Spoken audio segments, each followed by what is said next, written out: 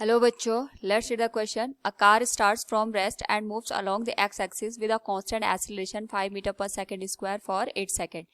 If it then continues with constant velocity, then what distance will the car cover in 12 seconds since it started from rest? Now to answer this question, first we will discuss here the key concept, and here the key concept will be equation of motion. तो जब हमारे पास कोई भी object constant acceleration करता है, उस particular case में velocity, displacement, time को रिलेट करने के लिए हम इक्वेशन ऑफ मोशन का यूज करते हैं, which is given as v equals u plus minus a into t. Second one is s equals ut plus minus half at square, and third one is v square equals u square plus minus 2as. Now according to the question, हमारे पास यहाँ पे एक car है जो कि rest से start कर रही है, यानी इसकी इनिशियल वेलोसिटी 0 के बराबर है.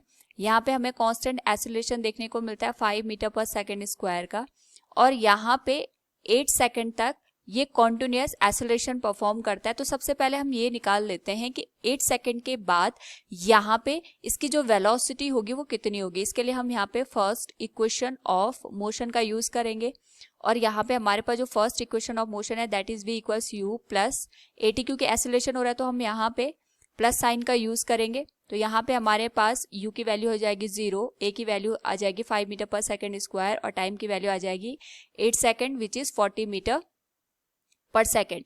नाउ इस पर्टिकुलर केस में वी कैन से हियर, यहाँ से जब इसने चलना स्टार्ट किया उस पर्टिकुलर केस में यहाँ पे 8 सेकेंड के बाद इसकी जो वेलोसिटी थी that was 40 meter per second. अब यहाँ पे जो बाकी के 4 सेकेंड है इसमें इसने कोई भी एक्सेलरेशन परफॉर्म नहीं किया, यानी जो बाकी के 4 सेकेंड है उस पर्टिकुलर केस में इसकी जो वेलोसिटी थी वो कांस्टेंट थी. तो हम यहाँ पे देख सकते हैं कि सबसे पहले इसने 8 सेकेंड तक एक डिस्टेंस को कवर किया होगा विद एक्सेलरेशन, और बाद में यहाँ पे वेलोसिटी को कांस्टेंट रखते हुए इसने कुछ डिस्टेंस को कवर किया. तो हमें टोटल 12 सेकेंड में इसने कितनी डिस्टेंस को कवर किया है वो कैलकुलेट करना है. तो सबसे पहले हम यहाँ पे लिखेंगे फॉर 8 सेकेंड. इसने जो भी यहाँ पे डिस्प्लेसमेंट शो किया है उसके लिए हम सेकेंड इक्वेशन ऑफ मोशन का यूज करेंगे, क्योंकि यहाँ पे हमारे पास एक्सेलरेशन परफॉर्म हो रहा है. So we can write it will be s equals ut plus half at square. तो u की वैल्यू 0 हो जाएगी प्लस हाफ a की वैल्यू यहाँ पे हमारे पास 5 मीटर पर सेकेंड स्क्वायर दे रखी है, and it will be multiplied with time square that is 8 square. तो यहाँ से अगर हम इसको सॉल्व करें तो इसकी वैल्यू आ जाएगी 64 into 5 divided by 2. This will be 32 into 5. तो यहाँ से हमारे पास जो वैल्यू निकल के आएगी that will be 160 metre.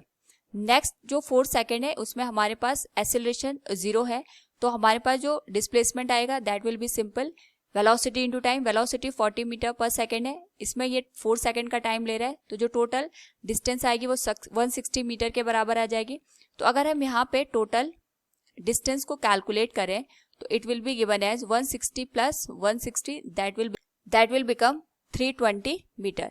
It will be the final answer. So from the given question we can say here, what distance will the car cover in 12 seconds? Since it started from rest, it will be 320 meter. Hope all you understood it. Thank you and best of luck.